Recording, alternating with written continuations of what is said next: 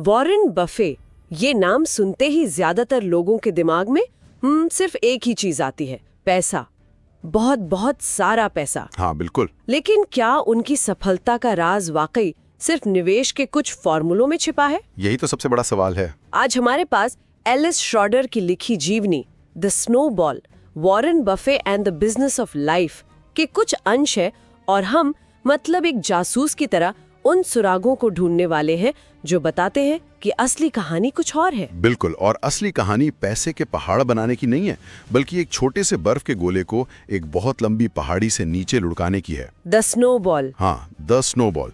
ये एक रूपक है जो उनकी पूरी जिंदगी और उनके सोचने के तरीके को आप कह सकते हैं एक धागे में पिरो देता है। तो आज का हमारा मकसद इसी स्नोबॉल के पीछे छिपे राज को खोलना है। हाँ बिल्कुल, चलिए इसकी गहराई में उतरते हैं। ठीक है, तो चलिए फिर इसी स्नोबॉल वाले आइडिया से शुरू करते हैं। किताब में बफे का एक बहुत मशहूर कथन है कि सफलता का राज है गीली बर्फ और एक बहुत लंबी पहाड़ी ढूंढना। ये सुनने में किसी पहेली जैसा लगता है, व्यवहारिक रूप में इसका क्या मतलब है? देखिए, ये उनकी पूरी फिलॉसफी का सार है। गीली बर्फ का मतलब है वो सही विचार, वो सही अवसर, या कह लें वो सही आदत जिसमें चिपकने और बढ़ने की क्षमता हो। अच्छा, मतलब कुछ ऐसा जो अपने साथ और चीजों को जोड़ता जाए। और लंबी पहाड़ी वो सिर्फ एक ही चीज है, समय, बहुत सारा समय, दशकों का समय। ये विचार उन्हें अपने ससुर से मिला था, लेकिन उन्होंने इसे अपने जीवन का कह सकते हैं ऑपरेटिंग सिस्टम बना लिया। मतलब सही चीज चुनो और फिर उसे बढ़ने के लिए भरपूर समय दो। ये सुनने में जितना आसान लगता है, असल जिंदगी में करना उतना ही मुश्किल है। मुश्किल क्यों?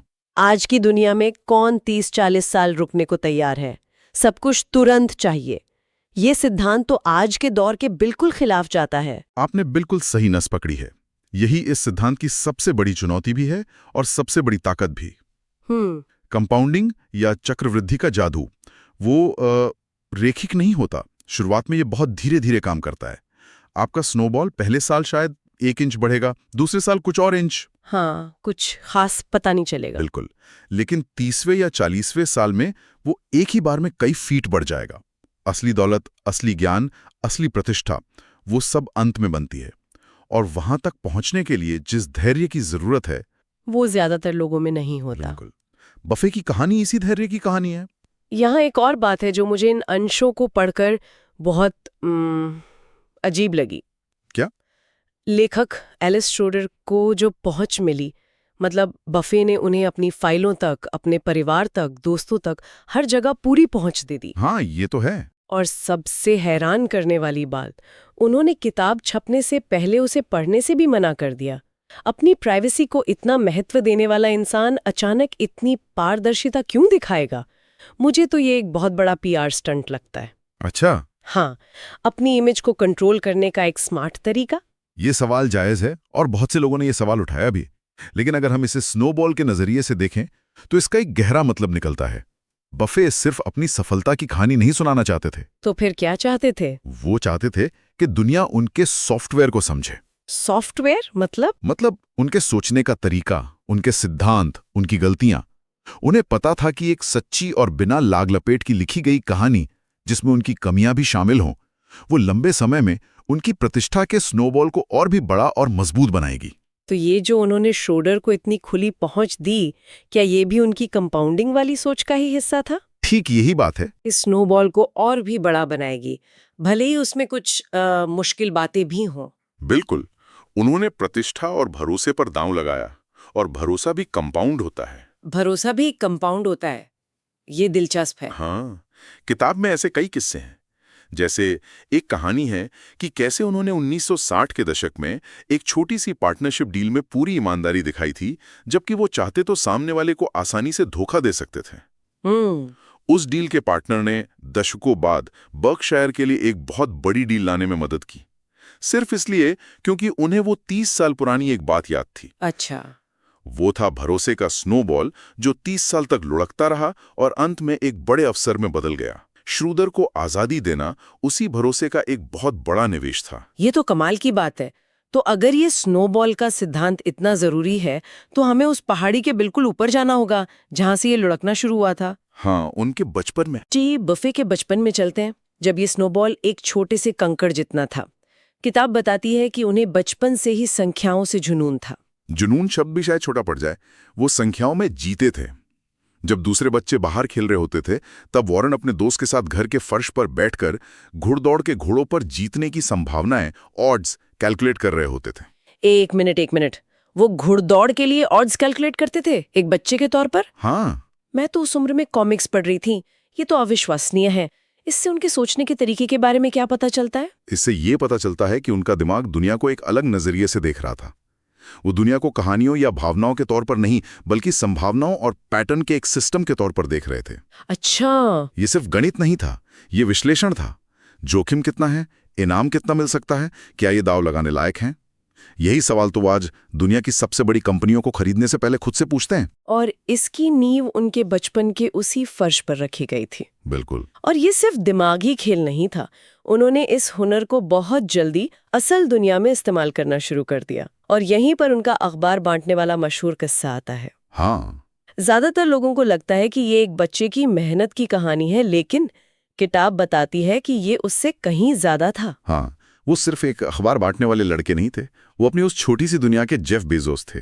वो एक लॉजिस्टिक्स ऑपरेशन चला रहे थे। हाँ, लॉजिस्टिक्स ऑपरेशन। हाँ, वो सिर्फ अखबार नहीं फेंकते थे, उन्होंने अपने सभी रास्तों को, रूट्स को ऑप्टिमाइज किया था।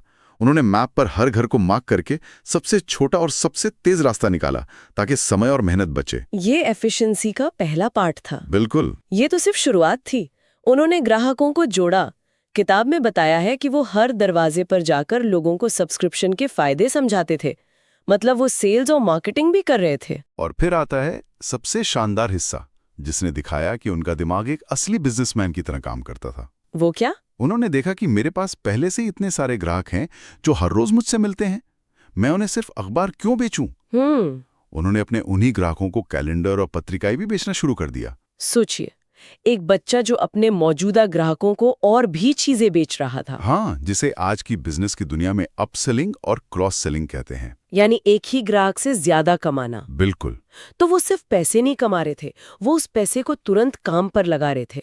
हर डॉलर जो वो कमाते उसे बचाते और फिर उससे और कमाने का तरीका ढूंढते। सही कहा, उनका पहला स्नोबॉल घूमना शुरू हो गया था। वो पैसे का स्नोबॉल भी था और अनुभव का भी। बिल्कुल। हर ग्राहक से बात करके वो लोगों को समझना सीख रहे थे, हर रास्ते को ऑप्टिमाइज करके वो एफिशिएंसी सीख रहे थे, हर बेची गई पत्रिका से वो बिजनेस बढ़ाना सीख रहे थे। वो उनका निजी प्रैक्टिकल बिजनेस स्कूल था, जो हार्वर्ड से कहीं ज्यादा कीमती साबित हुआ। जब हम इन सब बातों को एक साथ रखते हैं, संख्याओं का वो जुनून, संभावनाओं को समझना और फिर अखबार के काम में उस समझ को लगाकर एक छोटा सा बिजनेस एम्पायर खड़ा करना, तो एक तस्वीर साफ होने लगती है। और यही तस्वीर स्नोबॉल की है। अगर हम इसे बड़ी तस्वीर से जोड़ें तो ये शुरुआती अनुभव अलग अलग घटनाएं नहीं थीं, ये उनके स्नोबॉल की पहली परतें थी। पहली परतें। हाँ, संख्याओं पर गहरा ध्यान गीली बर्ड्स का वो हिस्सा था जो विश्लेषण करने की क्षमता देता था। अखबारों के साथ व्यावसायिक मानसिकता गीली बर्फ का वो हिस्सा थी जो उद्यमिता सिखाती है। और अपनी कमाई को बचाने और फिर से निवेश करने की आदत। वो आदत, वो शक्ति थी जो स्नोबॉल को घुमा रही थी। ये सब उन्हें बहुत कम उम्र में मिल गया था। और लंबी पहाड़ी उनका बाकी का जीवन था, जो अभी भी चल रहा है। ठीक कहा। उन्होंने बस इसी प्रक्रिया को बार बार बड़े पैमाने पर दोहराया। उन्होंने कंपनियों के विश्लेषण में संख्याओं का इस्तेमाल किया। उन्होंने कंपनियों को एक बिजनेस की तरह खरीदा, न कि सिर्फ स्टॉक की तरह। और अपने मुनाफे को लगातार फिर से निवेश किया। बिल्कुल। सिद्धांत वही रहा, बस खेल का मैदान ओमाहा की गलियों से बढ़कर पूरी दुनिया का बाजार बन गया। तो इन सब का क्या मतलब है? इन अंशों से हमें क्या सीखना चाहिए? मेरे लिए तो सबसे बड़ा सबक ये है कि असाधारण सफलता की नींव अक्सर बहुत ही सरल बुनियादी सिद्धांतों पर बनी होती है। हाँ, ये बहुत बड़ी बात है। बस शर्त ये है कि उन्हें अविश्वसनीय निरंतरता और अनुशासन के साथ बहुत लंबे समय तक लागू किया जाए। यहाँ कोई जादू की छड़ी नहीं है। कोई जादू नहीं है, बस एक स्नोबॉल है जिसे सही तरह की बर्फ से शुरू किया गया है और उसे लुढ़कने के लिए एक बहुत बहुत लंबी पहाड़ी दी गई है। लोग अक्सर बफे के स्टॉक चुनने के तरीके की नकल करने की कोशिश करते हैं, लेकिन वो उनके धैर्य और उनके नजरिए की नकल नहीं कर पाते। असली राज वहीं छिपा है। तो इन अंशों से मुख्य बात ये निकलती है कि बफे की सफलता सिर्फ कोई वित्तीय जादूगरी नहीं है। नहीं। ये कंपाउंडिंग के सिद्धांत पर बने जीवन के एक दर्शन के बारे में है, चाहे वो पैसा हो, ज्ञान हो, रिश्ते हो या भरोसा हो। हाँ, ये इस बारे में है कि कैसे उन्होंने अपने शुरुआती दिनों से ही हर चीज का स्नोबॉल बनाया। उन्होंने जल्दी सीखा कि ज्ञान भी कंपाउंड होता है। ज्ञान भी कैसे? आप जितना ज्यादा पढ़ते हैं उतना ही ज्यादा आप चीजों को जोड़ पाते हैं और उतना ही तेजी से नई चीजें सीखते हैं। उन्होंने सीखा कि प्रतिष्ठा भी कंपाउंड होती है।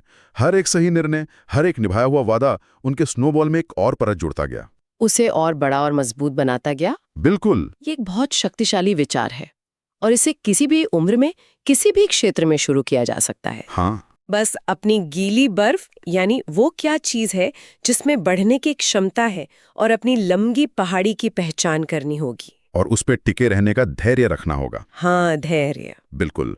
और ये याद रखना होगा कि स्नोबॉल शुरुआत में बहुत धीरे धीरे बढ़ता है, इतनी धीरे कि आपको लगेगा कुछ हो ही नहीं रहा है। और शायद वहीं लोग हिम्मत हार जाते हैं। सही बात है।